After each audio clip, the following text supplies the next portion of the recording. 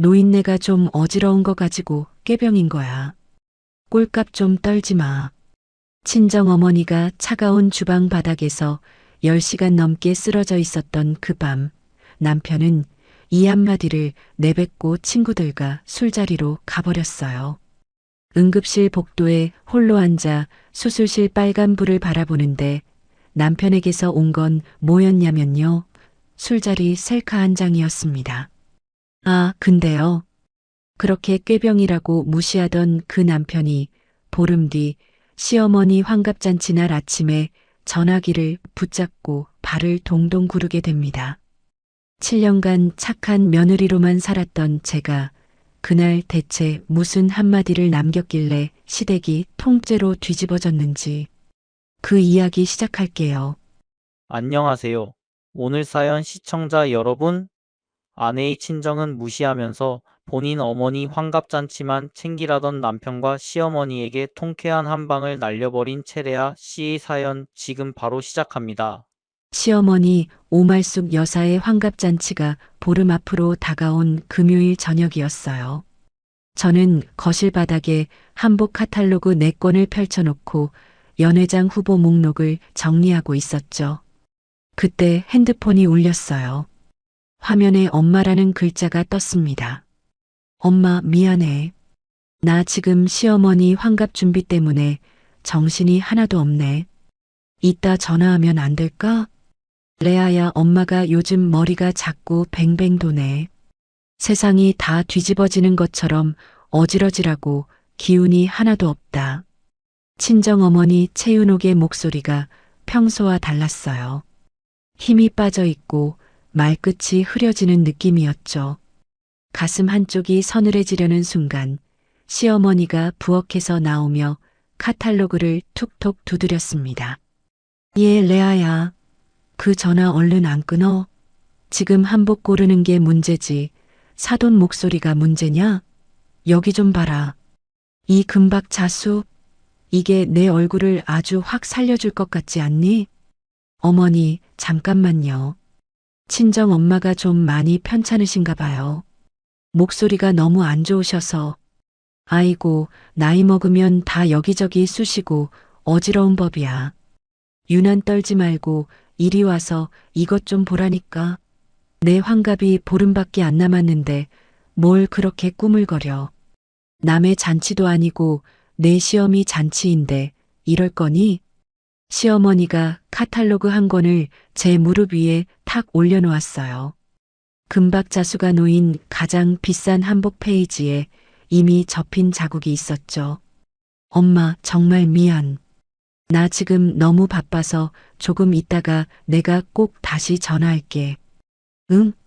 그래, 네가 바쁘구나. 알았다. 나중에 통화하자. 전화를 끊는 순간 어머니의 그 힘없는 목소리가 귓속에 걸렸어요. 하지만 시어머니가 바로 옆에서 카탈로그를 넘기며 재촉하는 통에 그 감각을 붙잡아둘 틈이 없었습니다. 이 금박 자수 한복 봐라. 이게 제일 부티나고 격식 있어 보이지 않니? 레아, 내 눈엔 어때? 딱 내 옷이지? 네, 어머니. 안목이 좋으시네요. 이게 제일 화사하고 잘 어울리시겠어요. 그렇지?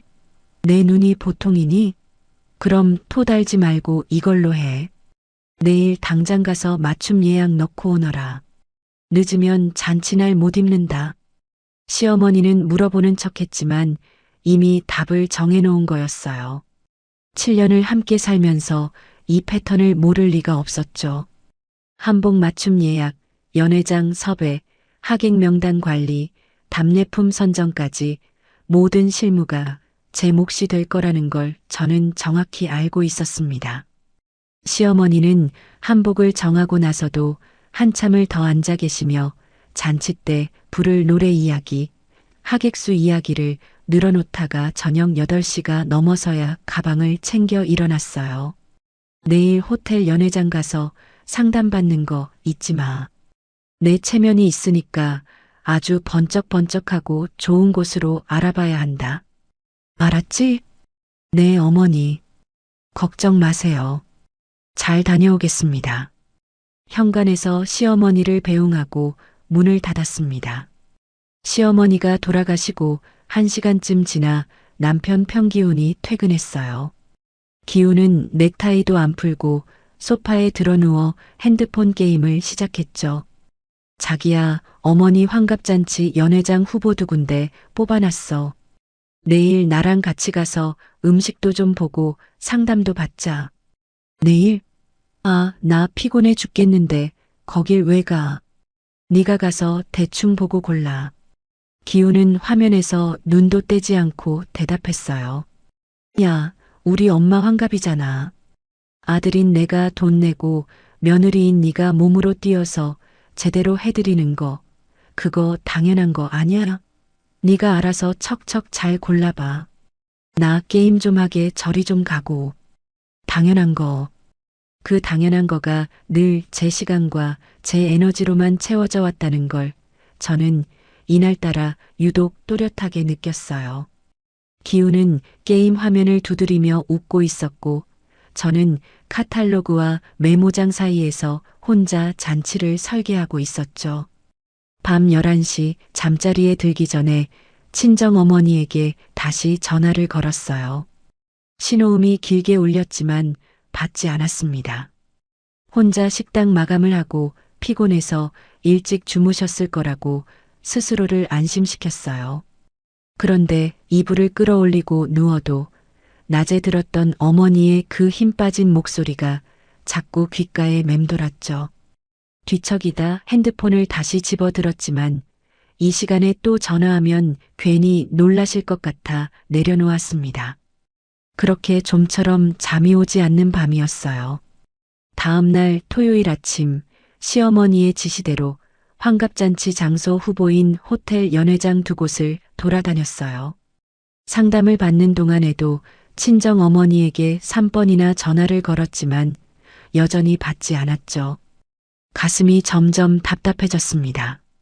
2번째 호텔 로비에서 상담을 마치고 나온 저는 어머니 식당의 단골이자 동네 이장님인 강판수 씨의 번호를 수소문해 전화를 걸었어요. 이장님, 저 윤옥 씨 딸 레아인데요. 혹시 우리 엄마 오늘 보셨어요? 어제 저녁부터 연락이 안 돼서 걱정이 돼서요. 아이고, 레아 씨? 그러지 않아도 이상하다 했어. 윤옥 씨가 어제 저녁부터 식당 문을 꽉 닫아 걸고 안 열더라고. 오늘 아침에도 가봤는데 안에서 아무 소리도 안 나고 인기척이 전혀 없어. 심장이 쿵 내려앉았어요. 이장님, 혹시 식당 뒷문 열쇠 어디 있는지 아세요? 제발 문 좀 열고 들어가 봐주세요. 저도 지금 당장 112에 신고할게요. 제발요, 이장님. 전화를 끊자마자 112에 연락해 독거 어르신 연락 두절 상황을 알리고 안전 확인을 요청했어요. 호텔 로비 소파에 앉아 2 손을 꽉 맞잡은 채 30분을 기다렸습니다. 이장님에게서 전화가 왔어요. 레아 씨, 어떡하면 좋아? 경찰하고 문 따고 들어갔는데 윤옥 씨가 주방 바닥에 그냥 대자로 쓰러져 있었어. 얼굴이 하얘져 가지고 지금 119 구급대 와서 큰 병원으로 옮기는 중이야. 어서 빨리 내려와. 다리에 힘이 쫙 빠졌어요. 호텔 접수대를 2 손으로 겨우 붙잡고 서 있었죠. 떨리는 손으로 기훈에게 전화를 걸었습니다. 여보, 우리 엄마가 쓰러졌대. 주방 바닥에 쓰러져 있다가 지금 응급실로 실려갔어. 나 지금 당장 내려가야 해. 자기야, 제발 같이 가줘. 무서워 죽겠어. 뭐? 야, 나 오늘 저녁에 고등학교 동기 모임 있는 거 뻔히 알면서 왜 그래? 노인네들 원래 좀 어지러우면 다 꾀병 부리고 그러는 거야. 괜히 꼴값 떨지 말고 너 혼자 가봐. 나 바빠, 끊어. 뚜뚜뚜. 기훈이 먼저 전화를 끊어버렸어요. 저는 꺼진 화면을 쥔 채 호텔 로비 한가운데 멍하니 서 있었습니다. 시어머니에게도 전화를 드렸어요. 어머니, 저희 엄마가 쓰러지셔서 지금 응급실이래요. 저 지금 바로 친정으로 내려가 봐야 할 것 같아요. 뭐라고? 예. 너 내일 나랑 연회장 계약하러 가기로 했잖아. 사돈 쓰러진 게 무슨 대수라고 이 난리니? 내 환갑잔치가 코앞인데 어딜 가. 그리고 우리 기훈이 부를 생각도 하지 마라. 걔가 거기 간다고 의사 노릇하니? 바쁜 사람 붙잡지 말고 너나 가보든가. 전화를 끊고 저는 한동안 움직이지 못했어요. 이 집에서 저는 사람이 아니라 그저 잔치 준비하고 뒷바라지하는 기계였구나. 그 사실이 뼈에 사무치게 아팠습니다. 상담 서류를 호텔 프런트에 던지듯 맡기고 지갑과 핸드폰만 쥔 채 KTX역으로 죽어라 달렸어요. 가장 빠른 열차에 올라타 자리에 앉자마자 병원 응급실에 전화를 걸었죠. 환자분 보호자 되시나요? 지금 환자분 뇌출혈이 심해서 정밀 검사 중입니다. 상태가 많이 안 좋으시니까 마음 단단히 먹고 오세요. 어머니가 쓰러진 시각이 어젯밤이라면 그 차가운 주방 바닥에 혼자 누워 10시간 넘게 죽어갔던 거였어요. 그 생각이 머릿속을 스치는 순간 온몸이 얼음장처럼 차갑게 식었습니다. 병원에 도착하니 응급실 복도는 썰렁하고 조용했어요. 의자에 앉아 발을 구르며 기다리는 사람은 저 하나뿐이었죠. 이장님이 달려와 제 옆에 앉으며 고개를 푹 숙였습니다. 내가 어제 저녁에 불 꺼진 거 보고 한 번만 더 들어가 볼 걸 미안하다, 레아 씨. 내가 정말 미안해. 아니에요, 이장님. 이장님 아니었으면 우리 엄마 그냥 돌아가실 뻔했어요. 정말 감사합니다. 저는 고개를 저으며 이장님의 거친 손을 꼭 잡았어요. 같은 시각 남편 기훈은 친구들과 위하여 를 외치며 술잔을 돌리고 있겠지요. 7년간 죽어라 쌓아 올린 착한 아내, 착한 며느리라는 모래성 위로 차가운 금이 가기 시작했습니다. 수술실 위 빨간 불이 꺼진 건 새벽 3시였어요. 담당 의사가 수술실 문을 열고 나오며 마스크를 내렸죠. 보호자분이시죠? 뇌혈관이 터진 범위가 넓어서 앞으로 48시간이 고비입니다. 다만 신고와 이송이 빨라서 수술 시작 타이밍은 놓치지 않았어요. 저는 중환자실 앞 복도에 주저앉았어요. 한숨과 안도가 뒤섞인 숨이 터져 나왔습니다. 살았다는 안심과 아직 끝나지 않았다는 두려움이 동시에 밀려왔죠. 핸드폰을 꺼내 확인하니 기훈에게서 온 메시지가 2개 있었어요. 새벽 1시에 보낸 술자리 셀카 1장, 그리고 나 좀 늦게 들어갈게라는 한 줄. 장모가 응급수술을 받고 있다는 걸 알면서도 보낸 그 메시지였습니다. 분노보다 먼저 찾아온 건 서늘한 확인이었어요. 이 사람에게 나와 내 가족은 정말 아무것도 아니구나. 핸드폰을 무릎 위에 내려놓고 복도 벽에 머리를 기댔습니다. 날이 밝았어요. 복도 창으로 아침 햇살이 들어오는데 저는 밤새 한숨도 못 자고 같은 의자에 앉아 있었죠. 그때 복도 끝에서 허둥지둥 뛰어오는 사람이 보였어요. 친정어머니 식당에서 오래 일한 송미양 아주머니였습니다. 레아야, 이장님한테 연락받고 새벽부터 차 기다렸다가 첫 차 타고 왔어. 미양 아주머니가 제 손을 덥석 잡았어요. 아주머니 손이 떨리고 있었죠. 아주머니, 엄마가 수개월 전부터 어지럽다는 얘기 혹시 하신 적 있어요? 미양 아주머니가 고개를 떨구었어요. 했지 머리가 어지럽다고, 눈앞이 빙글빙글 돈다고 몇 번이나 그랬어. 내가 병원 가자고 했는데 너희 엄마가 뭐라 했는지 알아? 레아한테 걱정 끼치기 싫다고. 딸이 시댁에서 고생하는데 자기 때문에 또 신경 쓰게 하면 안 된다고. 저는 복도 벽에 등을 기대고 한참을 울었어요. 아주머니가 제 등을 토닥이는 손길이 느껴졌지만 울음을 멈출 수가 없었습니다. 엄마는 아파도 딸 걱정부터 했고 남편은 장모가 쓰러져도 셀카를 보내왔죠. 그 간극이 너무 선명해서 숨이 막혔어요. 오전 10시 대학 동기 준하경에게 전화를 걸었어요. 나경아, 나 지금 병원이야. 우리 엄마가 뇌출혈로 쓰러져서 수술했어. 뭐, 어디 병원인데? 지금 갈게. 여기 시골이야. 멀어서 안 와도. 닥치고 주소 보내.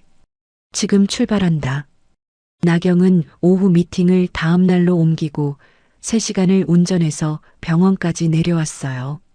도착하자마자 아무 말 없이 저를 안아줬죠. 한참을 그렇게 서 있다가 나경이 물었습니다. 기훈이는 같이 안 왔어? 저는 남편 이야기를 꺼내는 것 자체가 입안을 쓰라리게 만들어서 고개만 저었어요. 나경의 눈이 한순간 차갑게 변했지만 더 묻지 않았습니다. 나경은 제 대신 간호사실로 가서 보호자 서류를 정리했어요. 중환자실 면회 시간표를 확인하고 근처 편의점에서 삼각김밥과 물을 사와 제 손에 쥐어줬죠. 일단 먹어. 네가 쓰러지면 아무도 못 지켜. 나경이 삼각김밥 포장을 뜯어 제 손에 올려놓았어요. 그 하나하나가 기훈이 7년간 한 번도 해주지 않은 종류의 것들이었습니다. 친구가 해주는 일을 남편은 한 번도 해준 적이 없다는 사실이 가슴을 묘하게 찔렀어요. 48시간의 고비를 넘기는 동안 기훈에게서 전화가 여러 통 왔어요. 하지만 내용은 한결같았죠. 여보, 양말 어디 있어? 카드 어디다 뒀어? 편의점 가려는데. 엄마가 환갑잔치 연회장 계약은 한 거냐고 하신다. 언제 올라와? 어머니 상태를 묻는 전화는 단 한 통도 없었어요.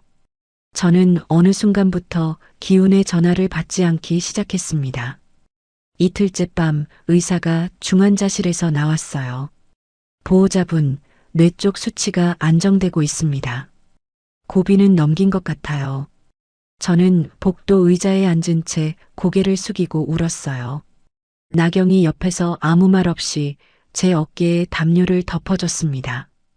진짜 내 편이 누구인지 이 차가운 병원 복도에서 선명해지는 밤이었죠. 사흘째 오전 면회 시간에 중환자실에 들어갔어요. 어머니가 눈을 떴습니다. 수척한 얼굴에 입술이 바짝 말라 있었지만 저를 알아보고 입을 열었어요. 레아야, 너 여기 있었어? 시댁에 안 갔어? 시어머니가 뭐라 하실 텐데. 생사의 기로에서 돌아온 사람이 가장 먼저 걱정하는 게 딸의 시댁 눈치라니. 웃어야 할지 울어야 할지 모른 채 어머니의 손만 잡았어요. 어머니 손이 너무 가늘고 차가웠습니다. 엄마, 그런 걱정하지 마. 엄마가 먼저야. 어머니 눈가에 물기가 번졌지만 어머니는 고개를 돌려 모른 척했어요. 평생 딸 앞에서 우는 모습을 보이지 않으려 한 사람이었죠. 오후에 기훈에게서 문자가 왔어요. 장모님 좀 어때? 주말에 한번 내려갈까? 사흘 동안 안부 전화 한 통 없던 사람이 물음표 하나로 끝내는 그 미지근한 문자. 저는 답장을 보내지 않는 것으로 대답을 대신했습니다. 나경이 서울로 돌아가야 하는 시간이 됐어요. 주차장까지 나경을 배웅하며 저는 고개를 숙였죠.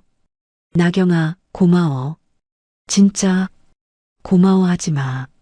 네가 나한테 해준 것도 많잖아. 그리고 레아야, 지금은 엄마 옆에 있어. 나머지는 네가 돌아가서 정리하면 돼. 나경이 차에 오르며 덧붙였어요. 근데 그 인간 진짜 한 번도 안 물었어? 장모님 어떠시냐고? 저는 입술을 꾹 깨물며 고개를 저었어요. 나경은 아무 말 없이 고개를 끄덕이고 차 문을 닫았습니다. 병원 복도에 다시 혼자 남은 저는 핸드폰 메모장을 열었어요. 환갑잔치 준비 목록이라는 파일이 화면에 떴죠. 연회장 계약, 꽃꽂이 업체, 답례품, 사회자, 식순표, 수십 가지 항목을 한참 들여다보았습니다. 이 목록에 적힌 것들을 내가 아닌 다른 누군가가 해야 할지도 모른다는 생각. 그 생각을 처음으로 또렷하게 떠올렸어요. 어머니가 중환자실에서 일반 병실로 옮겨진 날, 저는 일주일 만에 서울 집으로 돌아왔어요. 현관문을 열자 냄새가 먼저 밀려왔습니다. 싱크대에 그릇이 산처럼 쌓여 있었고 거실 바닥에는 배달 용기 여러 개가 흩어져 있었죠. 소파 위에서 기운이 코를 골며 자고 있었어요. 텔레비전은 켜진 채였고 리모컨이 바닥에 떨어져 있었습니다. 한 폭의 정물화 같았어요. 일주일간 이 집에서 벌어진 일의 전부가 눈앞에 펼쳐져 있었죠. 현관문 닫히는 소리에 기운이 눈을 비비며 몸을 일으켰어요. 아, 왔어? 밥 좀 해줘. 일주일 내내 배달만 먹었더니 속이 안 좋아. 그게 첫마디였습니다. 엄마는 어때? 수술은 잘 됐어. 너 괜찮아. 그런 말은 어떤 형태로도 기운의 입에서 나오지 않았어요. 저는 아무 말 없이 싱크대 앞에 섰어요. 수도꼭지를 틀고 쌓인 그릇을 하나씩 닦기 시작했죠. 기운은 이 행동을 제가 분노를 참는 것이라고 생각했을 거예요. 아니었어요. 이 집에서 제가 해온 역할을 마지막으로 점검하는 거였습니다. 접시를 닦는 제 손은 떨리지도 않았어요. 다음 날 오후 초인종이 울렸어요. 현관문을 열자 시어머니 오말숙 여사가 서 있었죠. 들어오자마자 거실 소파에 앉으며 입을 열었습니다. 레아야, 일주일이나 빠졌으니 잔치 준비가 얼마나 밀렸겠어. 연회장 계약은 한 거야? 어머니, 친정어머니 수술이 있어서 아직 못했어요. 내 어머니 병원에 간 건 알겠는데 우리 집 경사를 그렇게 미루면 되겠니? 환갑이 한 달에 2번 오는 줄 알아? 시어머니는 고개를 절레절레 흔들며 혀를 찼어요. 저는 고개를 숙인 채 죄송합니다. 이번 주 안에 마무리할게요라고 대답했습니다. 7년간 수백 번 해온 대답이었죠. 시어머니가 돌아간 뒤 거실에 혼자 앉아 있었어요. 멍하니 방안을 둘러보다가 책장 맨 윗칸에 눈이 갔습니다. 먼지가 소복이 쌓인 그 위에 반쯤 가려진 트로피 하나가 있었어요. 대학 시절 디자인 공모전 수상 트로피. 저는 소파에서 일어나 트로피를 꺼내 손으로 먼지를 닦았어요. 금속 표면에 새겨진 제 이름이 드러났죠. 채레아. 결혼 전에는 이 이름 석자로 불리던 시간이 있었다는 사실이 선명하게 떠올랐습니다. 트로피를 책장에 도로 올려놓지 않고 책상 위에 내려놓았어요. 눈에 보이는 곳에 두고 싶었습니다. 그날 밤 기운이 잠든 뒤에 나경에게 전화를 걸었어요. 침실 문을 닫고 베란다로 나가 작은 목소리로 물었죠. 나경아, 예전에 네가 알려줬던 바르셀로나 디자인 연수 프로그램 있잖아. 그거 아직 모집 중이야? 전화 너머로 나경이 잠깐 침묵했어요. 마감이 다음 주인데 설마 너 가려는 거야? 알아보는 거야, 아직은. 레아야, 내 목소리가 평소랑 달라. 뭔가 정한 거지? 아직 아니야. 그냥 알아보는 거라니까. 저도 제 목소리가 평소와 다르게 단단하다는 걸 느끼고 있었어요. 전화를 끊고 베란다, 난간에 기대어 아파트 단지의 가로등 불빛을 내려다봤습니다. 다음 날 나경이 연수 프로그램 안내 자료를 보내왔어요. 커리큘럼 일정표, 참가 신청서 양식, 숙소 정보까지 꼼꼼하게 정리된 파일이었죠. 파일과 함께 문자가 하나 왔습니다. 이건 단순 여행이 아니라 내 커리어를 다시 시작하는 거야. 그거 하나만 기억해. 그 말이 시어머니의 환갑잔치 준비 목록보다 훨씬 절실하게 제 마음에 꽂혔어요. 나경이 보내준 자료를 하나씩 읽어봤습니다. 프로그램 지원 조건에 포트폴리오 제출이 있었어요. 신청 마감이 다음 주라면 지금부터 준비해야 했죠. 저는 외장하드를 꺼내 대학 시절 작업물 폴더를 열었어요. 졸업 전시 출품작, 공모전 수상작, 프리랜서 초기에 만들었던 브랜드 디자인들. 화면에 하나씩 띄울 때마다 그때의 제가 지금의 저를 바라보는 것 같았습니다. 그날부터 저는 낮과 밤을 나눠 살기 시작했어요. 낮에는 시어머니가 시킨 대로 환갑잔치 준비를 척척 진행했죠.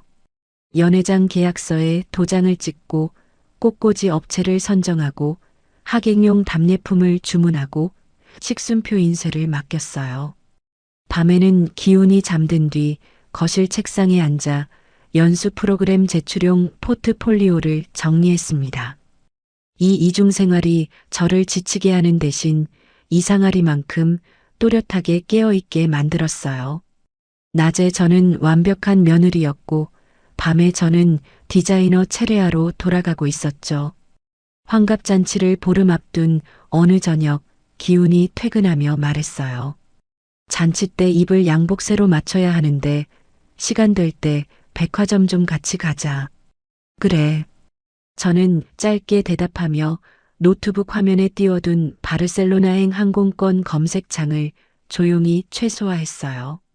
기훈은 냉장고에서 맥주를 꺼내며 아무것도 눈치채지 못했습니다. 그날 자정 기훈의 코 고는 소리를 확인한 뒤 저는 침대에서 일어났어요. 화장실에 들어가 문을 잠그고 변기 뚜껑 위에 앉았죠. 핸드폰 화면에 연수 프로그램 참가 신청서가 떠 있었습니다. 프로그램 일정란에 적힌 날짜를 확인했어요. 시어머니 환갑잔치 당일과 정확히 겹쳤습니다. 한 번 더 확인했어요. 틀림없었죠. 저는 전송 버튼 위에 엄지손가락을 올렸어요. 3초쯤 멈춰 있었을 겁니다. 누르고 나서 화면에 신청이 완료되었습니다라는 문구가 떴을 때 화장실 타일 바닥이 미세하게 흔들리는 것 같았어요. 핸드폰을 가슴에 안고 한참을 그 자리에 앉아 있었습니다. 신청서를 보낸 다음 날 아침 저는 평소처럼 기훈의 출근 도시락을 쌌어요. 계란말이를 접고 밥을 눌러 담으면서도 어젯밤 누른 전송 버튼의 감각이 엄지손가락 끝에 남아 있었죠. 기훈에게 도시락을 건네고 현관에서 배웅한 뒤 시어머니에게 안부 전화를 드렸습니다. 어머니, 잔치 준비 잘 되고 있어요. 이번 주 안에 사회자 섭외까지 끝낼게요. 그래, 이번엔 빈틈없이 해. 내 얼굴에 먹칠하는 일 없게. 전화를 끊고 식탁에 앉았어요. 평범한 아침이었지만 되돌릴 수 없는 한수를 둔 사람의 아침은 이렇게 고요한 거구나 싶었습니다. 사흘 뒤 점심시간, 동네 카페에 혼자 앉아 아메리카노를 마시고 있었어요. 핸드폰 알림이 울렸습니다. 연수 프로그램 주최 측에서 보낸 참가 승인 메일이었어요. 저는 그 메일을 3번 읽었습니다. 체레아님의 참가를 확정합니다라는 문장이 화면에 또렷했죠. 나경에게 화면을 찍어 보냈어요. 30초도 안 돼서 나경에게서 전화가 왔습니다. 진짜 하는 거지? 항공권 내가 알아봐 줄까? 아니, 이건 내가 직접 끊을 거야. 알았어. 근데 레아야, 목소리가 되게 차분하다. 떨리지도 않아? 이상하게 안 떨려. 전화를 끊고 카페 창밖을 바라봤어요. 거리를 걷는 사람들 사이로 햇살이 쏟아지고 있었죠. 저는 핸드폰을 들어 바르셀로나행 항공권을 직접 예약했습니다.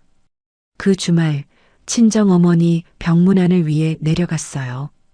퇴원을 앞두고 한결 안색이 돌아온 어머니가 병실 침대에 기대 앉아 계셨죠. 제가 사과를 깎아드리는데 어머니가 먼저 입을 열었어요. 레아야, 시댁 환갑잔치 준비한다며? 여기 신경 쓰지 말고 올라가서 잘해드려. 생사를 넘긴 사람이 아직도 딸의 시댁 눈치를 먼저 걱정하고 있었어요. 사과를 깎던 손을 멈추고 어머니 얼굴을 바라봤습니다. 엄마, 나 할 얘기가 있어. 뭔데? 바르셀로나에서 하는 디자인 연수 프로그램이 있어. 내가 신청했는데 됐어. 어머니 눈이 동그래졌어요. 과도를 든 제 손을 가만히 바라보더니 한참을 말없이 제 얼굴을 들여다봤습니다. 병실 창으로 오후 햇살이 비스듬히 들어오고 있었죠. 내 아버지 살아계실 때 늘 그랬어. 레아, 그 애는 크게 될 애라고. 어머니가 수척한 손으로 이불 위를 더듬었어요. 제가 그 손을 잡았습니다. 잘 살아라, 내 인생을. 어머니의 목소리가 갈라졌지만 눈물은 보이지 않았어요. 평생 딸 앞에서 울지 않던 사람이었죠. 저는 고개를 끄덕이는 것이 전부였지만 그것으로 충분했습니다. 서울로 돌아온 뒤 저는 잔치를 열흘 앞둔 시점까지 모든 준비를 거의 완벽하게 마무리했어요. 연회장 최종 세팅을 확인하고 시어머니 한복을 수령하고 식순표 인쇄를 마치고 답례품 포장을 끝내고 사회자와 최종 통화까지 했죠. 빠짐없이 끝내놓은 이유가 있었어요. 잔치를 잘 치르기 위해서가 아니었습니다. 제가 빠졌을 때 이 모든 걸 현장에서 연결하고 운영할 사람이 없다는 사실이 어떤 혼란을 만들어내는지를 보여주기 위해서였죠. 잔치를 일주일 앞둔 날 저녁 기훈에게 말을 꺼냈어요. 자기야, 다음 주에 지방 클라이언트 미팅이 잡혔어.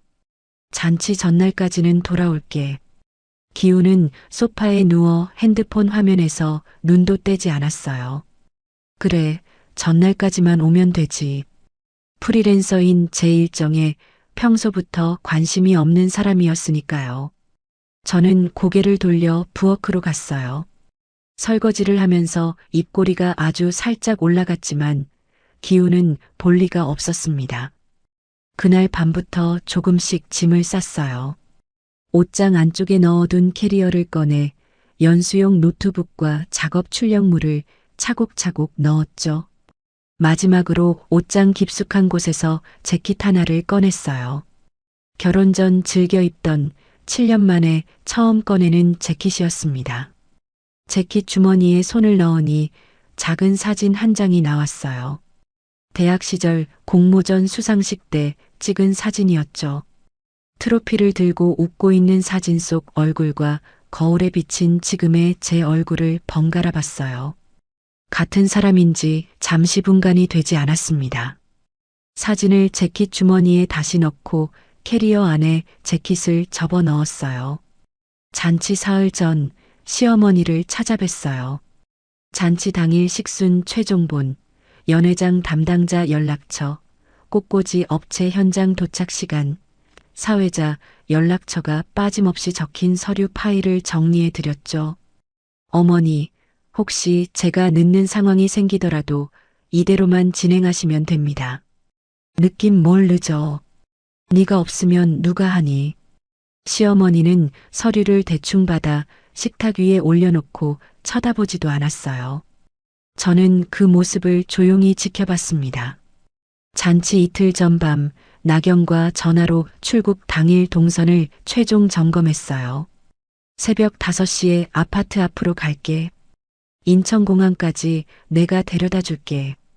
고마워, 나경아. 그리고 레아야, 흔들리면 이거 하나만 떠올려. 내 엄마 쓰러진 날 그 인간이 뭐라고 했는지. 노인네 꾀병이라고 했잖아. 꼴값 떨지 말라고 했잖아. 그 한마디가 제 결심의 마지막 못을 박아줬어요. 잔치 전날 새벽 4시 기훈이 깊이 잠들어 있었어요. 저는 미리 싸둔 캐리어를 현관 밖으로 조용히 끌어냈습니다. 바퀴 소리가 나지 않게 살짝 들어올렸죠. 식탁 위에 메모를 적어 놓았어요.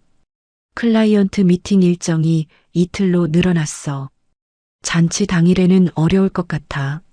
메모지를 식탁 한가운데 놓고 아파트를 나섰습니다. 새벽 공기가 차갑고 맑았어요. 엘리베이터 버튼을 누르고 문이 열리기를 기다리는 동안 느낀 건 두려움이 아니었어요. 7년 만에 처음 맛보는 가벼움이었습니다. 새벽 5시 아파트 앞에 나경의 차가 정확히 대기하고 있었어요. 헤드라이트 불빛이 어둠 속에서 저를 향해 비치고 있었죠. 캐리어를 트렁크에 싣고 조수석에 타자마자 나경이 시동을 걸었어요. 어제 잠은 잤어? 한숨도 못 잤는데 이상하게 머리가 맑아. 나경이 고개를 끄덕이며 인천공항 방향으로 핸들을 돌렸습니다. 새벽 고속도로는 텅 비어 있었어요. 가로등 불빛이 일정한 간격으로 차 안을 스쳐 지나갔죠. 고속도로에 오른 지 얼마 안 돼서 핸드폰 화면이 켜졌어요. 시어머니가 보낸 문자였습니다. 레아야, 내일 잔치 때 쓸 방명록 글씨체 확인 좀 해줘. 저는 그 메시지를 읽고도 답장을 보내지 않았어요. 화면을 끄고 창밖을 바라봤습니다. 하늘 끝이 아주 옅은 보랏빛으로 물들기 시작하고 있었죠. 레아야. 응? 후회 안 하지? 나경이 전방을 보며 물었어요. 저는 조수석 등받이에 머리를 기대고 천장을 올려다봤습니다. 후회는 7년 동안 충분히 했어. 나경이 더 묻지 않았어요. 대신 라디오를 틀었고 새벽 방송에서 조용한 피아노 곡이 흘러나왔죠. 그 소리를 들으며 공항까지 가는 동안 아무 말 없이 앉아 있었습니다. 침묵이 불편하지 않았어요. 인천공항에 도착해 트렁크에서 캐리어를 꺼냈어요. 나경이 차에서 내려 제 앞에 섰습니다. 잘 갔다 와. 그리고 거기서 실컷 그려. 고마워, 나경아. 진짜. 나경이 제 어깨를 양손으로 꾹 잡았다가 놓았어요. 저는 캐리어를 끌고 출발층 유리문 안으로 들어갔습니다. 뒤돌아보니 나경이 아직 같은 자리에 서서 손을 흔들고 있었죠. 체크인과 수화물 탁송을 마치고 보안 검색대 앞에 섰어요. 검색대를 통과하면 이쪽 세계와 저쪽 세계가 나뉘는 것 같았습니다. 저는 핸드폰을 꺼내 친정 어머니에게 문자를 보냈어요. 엄마, 나 오늘 바르셀로나 가. 걱정 마. 잘 다녀올게. 30초 뒤 답이 왔습니다. 그래, 잘 갔다 와, 내 딸. 짧은 문장이었지만 그게 제게는 여권보다 강력한 통행증이었어요. 핸드폰을 가방에 넣고 보안 검색대를 통과했습니다. 바르셀로나까지는 유럽 경유로 약 16시간이 걸리는 여정이었어요. 경유지 공항 대기실에 앉아 핸드폰을 확인하니 기훈에게서 아무런 연락이 없었죠. 출근 준비에 바빠 식탁 위 메모를 아직 보지 못한 거겠죠. 보고도 대수롭지 않게 넘겼을 수도 있고요. 어느 쪽이든 상관없었습니다.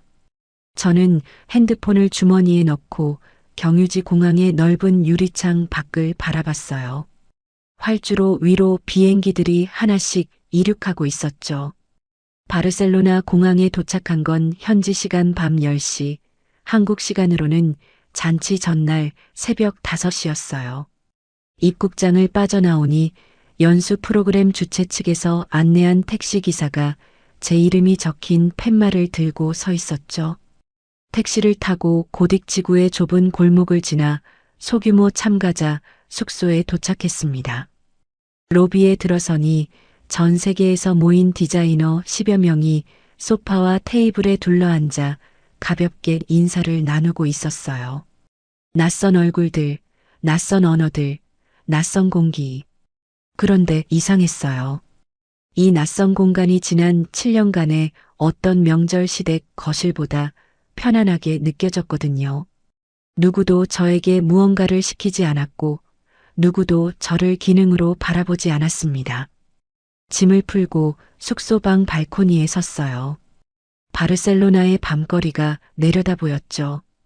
오래된 건물 사이로 따뜻한 조명이 새어나오고 어디선가 기타 소리가 들렸어요. 한국에서는 지금 잔치 당일의 아침이 서서히 밝아오고 있을 시간이었습니다. 저는 핸드폰을 꺼내 비행기 모드로 전환했어요. 내일 아침까지는 오로지 체레야 자신으로만 존재하겠다고요.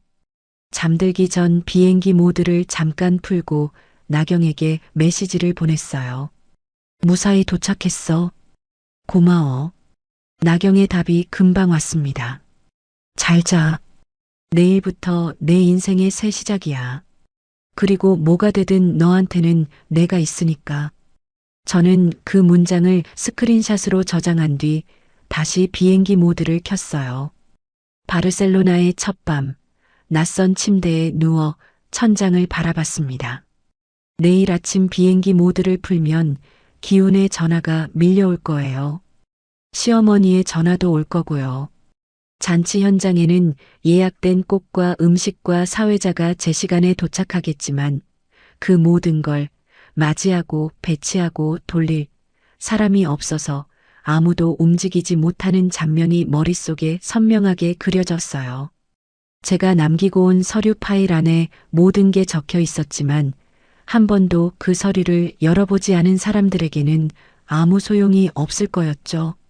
저는 내일 기훈의 전화를 받았을 때 제 입에서 나올 한마디를 머릿속에서 수십 번 되뇌었어요. 바르셀로나의 고요한 밤 속에서 내일을 기다리며 눈을 감았습니다. 환갑잔치 당일 아침 바르셀로나 숙소 식당에서 빵과 커피로 아침을 먹고 있었어요. 창밖으로 고딕지구의 아침 햇살이 쏟아지고 있었죠. 커피잔을 내려놓고 핸드폰을 꺼내 비행기 모드를 해제했습니다. 화면이 미친 듯이 울리기 시작했어요. 알림이 밀려들며 화면을 가득 채웠죠. 기훈의 부재중 전화 11통, 시어머니 6통, 그리고 기훈이 보낸 문자들이 시간순으로 빼곡히 쌓여 있었어요. 너 지금 어디야? 당장 전화해. 장난이지? 이거 장난이지? 연회장에 업체들 왔는데 아무도 뭘 어떻게 하는지 몰라. 전화 좀 받아. 저는 문자를 천천히 읽으며 커피를 한 모금 더 마셨습니다. 1분이 채 지나지 않아 핸드폰이 다시 울렸어요. 화면에 기훈의 이름이 떴죠. 저는 모르는 번호를 받는 사람처럼 천천히 통화 버튼을 눌렀습니다. 여보, 어머니 환갑잔치잖아. 넌 도대체 어디야? 연회장에 꽃업체가 왔는데 어디에 세팅하라는 건지 아무도 몰라. 기훈이 소리를 질렀어요. 전화 너머로 웅성거리는 소리와 누군가 이건 어디에 놓으면 됩니까? 하고 묻는 목소리가 뒤섞여 들렸죠. 저는 창밖 지중해 햇살을 바라보다가 최대한 태연한 목소리로 말했어요. 누구세요? 저 해외여행 중인데요. 3초간의 정적이 흘렀습니다. 뭐, 장난해? 지금 어머니 환갑인데? 보름 전에 우리 엄마 쓰러졌을 때 당신이 뭐라 했는지 기억나? 노인네 꾀병이라고 했잖아. 꼴값 떨지 말라고 했잖아. 저는 그 말을 남기고 전화를 끊었어요. 끊는 순간 손끝이 미세하게 떨렸습니다. 후회의 떨림이 아니었어요. 7년간 삼킨 것들이 마침내 밖으로 나온 뒤의 떨림이었죠.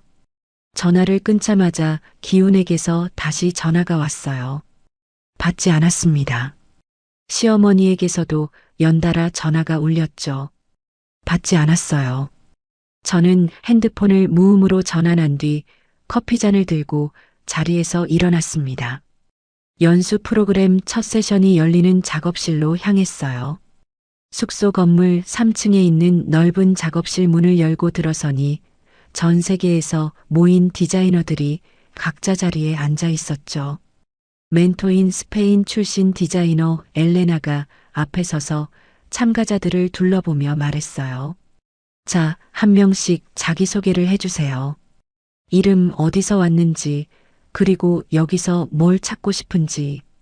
차례가 제게 돌아왔을 때 저는 자리에서 일어나 작업실 안의 낯선 얼굴들을 바라봤어요.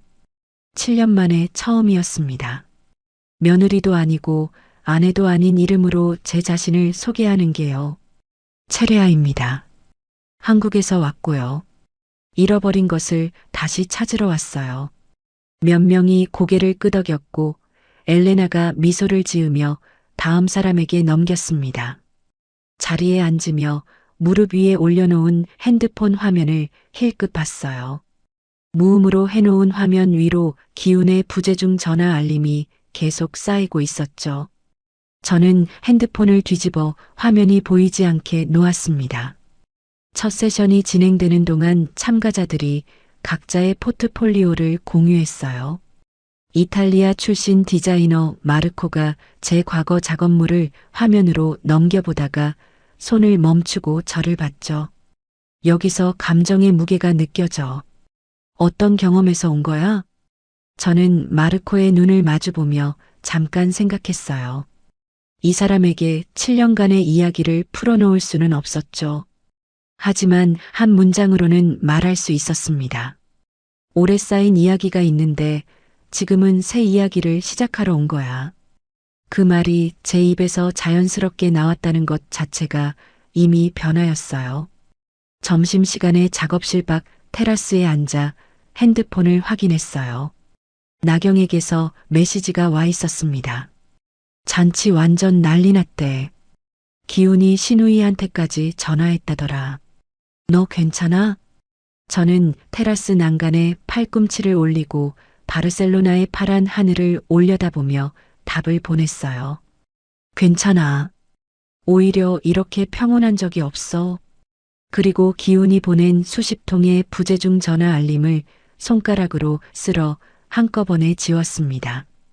오후 세션이 끝난 뒤 숙소 옥상에 올라갔어요. 바르셀로나의 석양이 오래된 건물 지붕들 위로 붉게 번지고 있었죠. 난간에 기대서서 돌아간 뒤 벌어질 일들을 하나씩 생각해 봤어요. 기훈은 분노할 거예요. 시어머니는 원망하실 거고요. 어쩌면 이 결혼의 형태가 근본적으로 달라질 수도 있었죠. 하나씩 꺼내놓고 들여다봤지만 어떤 장면에서도 후회하지 않을 자신이 있었습니다. 저녁 무렵 숙소방으로 돌아와 핸드폰을 확인하니 시어머니에게서 긴 문자 한 통이 와 있었어요. 레아야, 오늘 네가 없으니 아무것도 안 되더구나. 잔치가 엉망이었다. 업체들이 와서 물어보는데 아무도 답을 못했어. 네가 그동안 얼마나 많은 걸 해왔는지 오늘 처음 알겠더라. 저는 침대에 앉아 그 문자를 읽었어요. 7년간 단 한 번도 듣지 못한 인정의 말이었습니다. 이런 방식으로밖에 올 수 없었다는 현실이 씁쓸했지만 무언가가 균열을 일으키기 시작했다는 건 느낄 수 있었어요. 밤이 깊어진 숙소방에서 책상 위에 스케치북을 펼쳤어요. 연필을 잡았습니다. 7년 만이었죠. 처음에는 손이 어색할 거라고 생각했는데 연필 끝이 종이에 닿는 순간 선이 자연스럽게 흘러나왔어요. 손이 기억하고 있었습니다. 연필 사각거리는 소리가 조용한 방 안을 채웠고 7년간 잠들어 있던 제 아내 디자이너가 그 소리와 함께 깨어나고 있었어요. 연수 이틀째 아침, 저는 전날 밤 작업한 스케치를 세션에 제출했어요. 작업실 벽에 스케치를 핀으로 고정하고 한 발 뒤로 물러서서 바라봤죠. 멘토 엘레나가 천천히 다가와 스케치 앞에 섰습니다. 한참을 말없이 들여다보더니 고개를 돌려 저를 봤어요. 이건 단순한 조형이 아니야. 감정의 건축이야. 눈에 보이지 않는 무게를 구조로 만들어냈어. 작업실 안에 다른 참가자들이 고개를 돌려 제 스케치를 바라봤어요. 7년간 잊고 지냈던 직업적 정체성이 다시 손에 잡히는 감각이었습니다. 제가 무언가를 할 수 있는 사람이라는 걸 이 낯선 도시의 낯선 사람이 알아봐 준 거였죠. 세션이 끝나고 작업실 복도에서 핸드폰을 확인했어요. 기훈에게서 온 문자의 어조가 달라지고 있었습니다. 첫날에 당장 돌아와 해서 우리 좀 이야기하자로 바뀌어 있었죠. 저는 그 변화를 읽으면서도 답장을 보내지 않았어요. 지금 대화를 시작하면 다시 이전의 패턴 속으로 빨려 들어갈 게 분명했거든요. 미안하다는 말 한마디에 풀어지고 잘하겠다는 약속에 넘어가고 다시 제자리로 돌아가는 그 반복. 핸드폰을 주머니에 넣고 다음 세션 준비를 하러 작업실로 돌아갔습니다. 연수 셋째 날 참가자들과 팀을 이루어 바르셀로나 구시가지를 돌아다녔어요. 좁은 골목이 끝없이 이어지다가 갑자기 탁 트인 광장을 만나는 순간이 있었죠. 어두운 골목에서 한 발짝 내딛는 순간 시야가 확 열리는 그 감각. 오랫동안 갇혀 있다가 갑자기 열리는 공간을 마주하는 것과 닮아 있었어요. 저는 광장 한가운데 서서 스케치북을 꺼내 들었고 연필이 멈추지 않았습니다. 숙소로 돌아오니 나경에게서 메시지가 와 있었어요. 기훈이 나한테까지 전화했어. 레아 어디 있냐고. 모른다고 했어. 근데 내 걱정이 아니라 잔치 망친 자기 체면 걱정하는 게 통화 내내 티나더라. 저는 숙소방 침대에 앉아 그 메시지를 읽으며 답을 보냈어요. 고마워 나경아. 나는 여기서 정말 괜찮아. 나경이라는 사람이 제 인생에서 울타리 같은 존재라는 걸 다시 한번 확인한 밤이었습니다. 연수 넷째 날은 참가자 발표 시간이었어요. 제가 준비한 주제는 보이지 않는 노동이라는 제목의 시각 작업이었습니다. 작업실 앞에 서서 화면을 띄우고 입을 열었죠. 7년 동안 누군가를 위해 목록을 만들고 전화를 걸고 예약을 잡고 포장을 하고 배치를 하고 진행을 했어요. 그 모든 걸 해놓으면 아무도 묻지 않았죠. 누가 했는지. 그냥 되어 있으니까. 화면 위로 겹겹이 쌓인 선들이 지나갔어요. 잔치 준비 목록, 명절 장보기 메모, 새벽에 혼자 정리한 식순표. 그것들을 디자인 언어로 풀어낸 작업이었죠. 이 작업은 보이지 않는 곳에서 쌓인 시간에 대한 이야기예요. 누구도 알아주지 않았지만 분명히 거기 있었던 시간. 발표가 끝나자 잠깐의 정적이 흘렀어요. 그리고 6명의 참가자가 자리에서 일어나 박수를 쳤습니다. 그중 한 명은 눈시울이 붉어져 있었죠. 저는 고개를 숙여 인사하며 입술을 꽉 깨물었어요. 발표 직후 엘레나가 저를 복도로 따로 불렀어요. 창가에 나란히 서서 엘레나가 말했습니다. 이 작업, 올해 유럽 디자인 비엔날레에 출품해 볼 생각 없어? 저는 엘레나의 얼굴을 바라봤어요. 결혼 후 단 한 번도 들어본 적 없는 종류의 인정과 기회가 한꺼번에 쏟아지고 있었죠.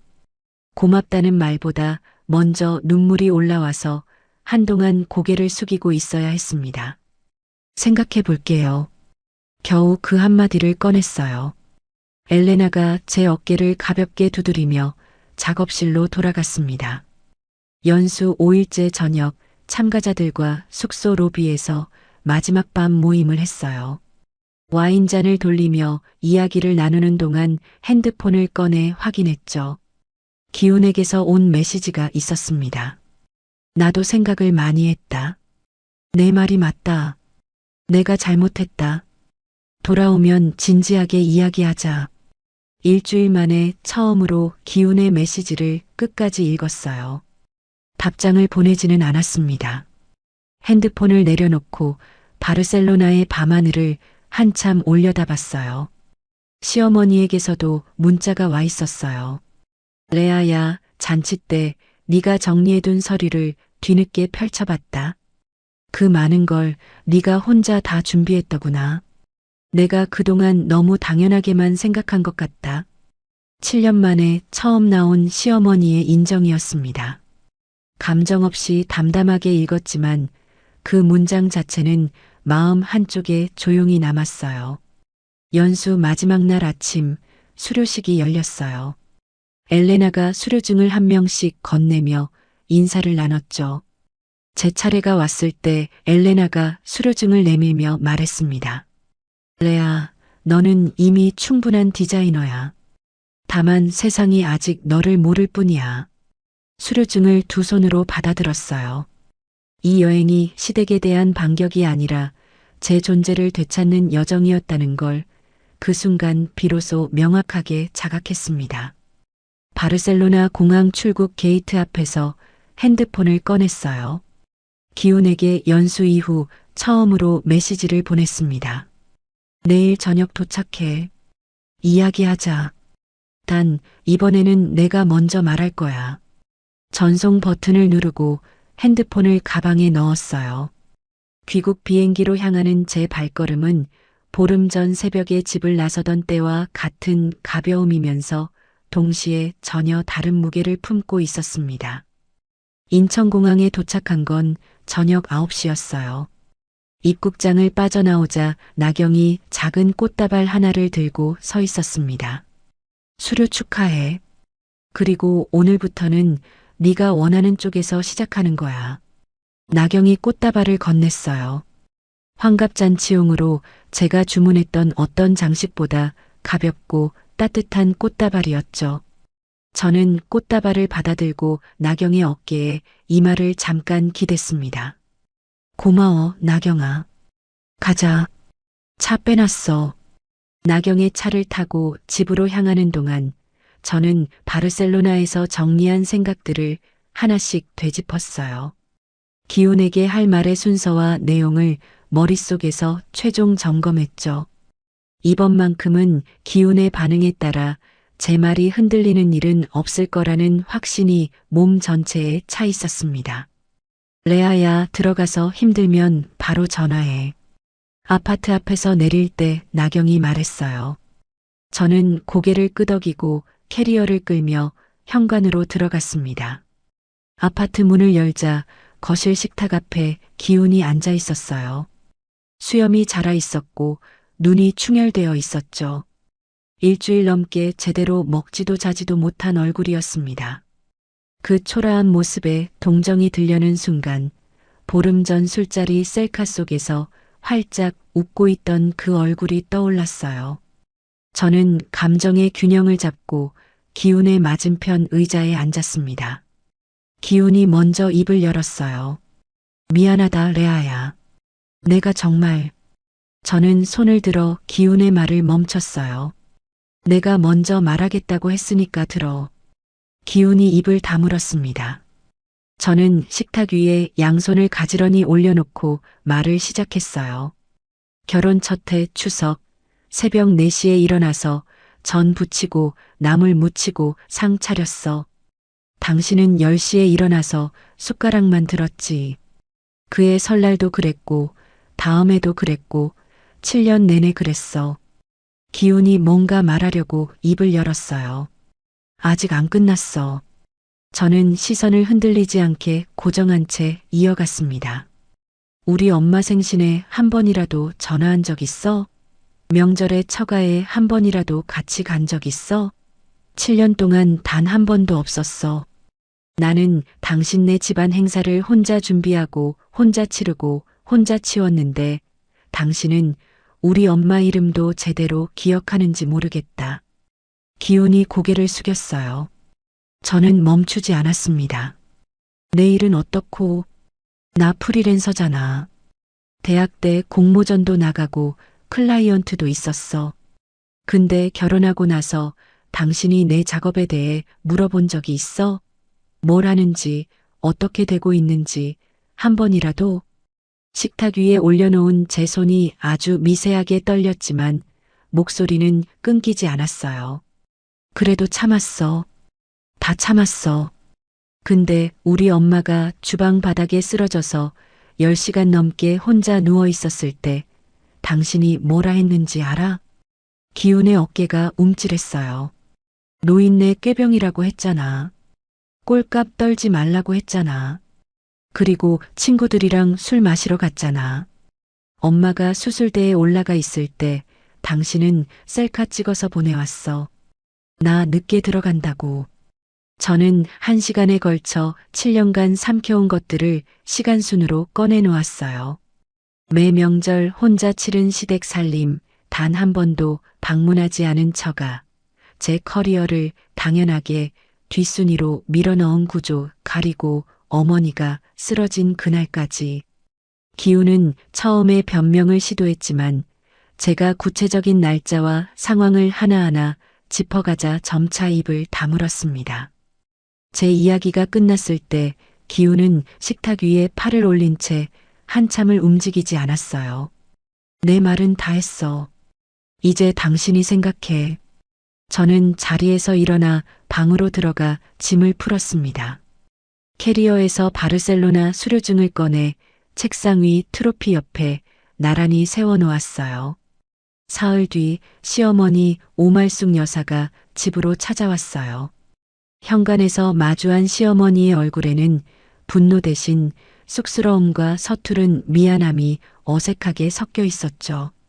거실 소파에 앉자마자 시어머니가 입을 열었습니다. 레아야, 내가 그동안 너한테 너무 했나 보다. 그 한마디가 진심인지 상황 수습인지 저로서는 아직 판단할 수 없었어요. 하지만 시어머니 입에서 처음 나온 종류의 문장이라는 건 분명했습니다. 어머니, 저도 이 집의 가족이에요.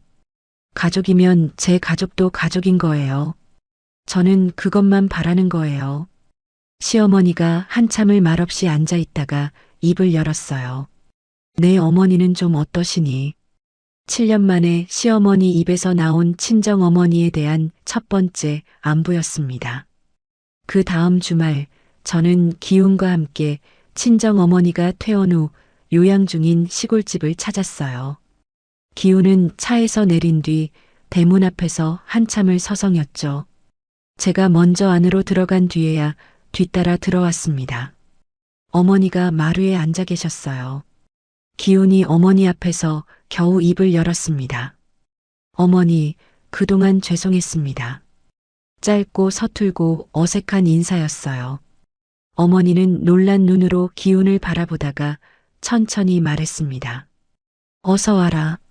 밥 먹었니? 그 평범한 한마디가 이 가족에게는 전혀 평범하지 않은 첫걸음이었어요. 마당에서 어머니가 끓여준 된장찌개를 먹었어요. 기훈이 서투르게나마 어머니에게 건강은 좀 어떠시냐고, 식당은 언제쯤 다시 여실 수 있겠냐고 물었죠. 저는 숟가락을 들고 그 모습을 조용히 지켜봤습니다.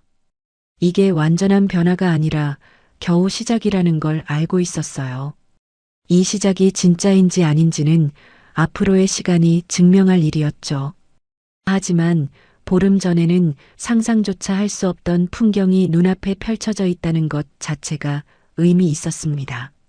서울로 돌아오는 차 안에서 저는 조수석에 앉아 핸드폰 메모장을 열었어요. 바르셀로나에서 엘레나가 제안한 비엔날레 출품 준비 일정을 적기 시작했죠. 운전 중이던 기훈이 제 핸드폰 화면을 힐끗 봤어요.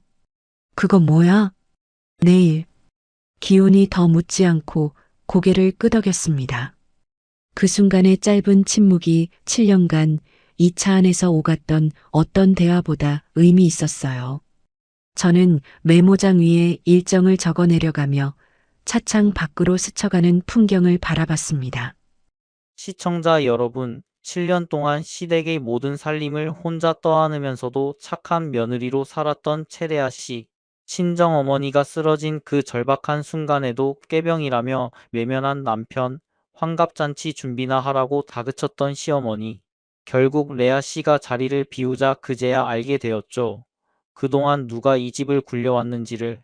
잔치 현장에서 아무것도 하지 못한 채 서로 얼굴만 바라보던 그 모습 좀 시원하셨나요? 하지만 이 사연에서 진짜 중요한 건 복수가 아니었습니다. 레아 씨가 되찾은 건 디자이너로서의 자기 자신이었고, 누군가의 며느리나 아내이기 전에 채레아라는 이름으로 살아갈 용기였어요. 부디 레아 씨의 앞날에는 자신의 이름으로 빛나는 날들만 가득하길 바랍니다. 레아 씨에게 응원의 한마디를 남겨주고 싶으신 분들은 댓글로 따뜻한 말 한 줄 부탁드려요. 저는 다음에 더 속 시원한 사연으로 찾아뵙겠습니다. 시청해주셔서 감사합니다.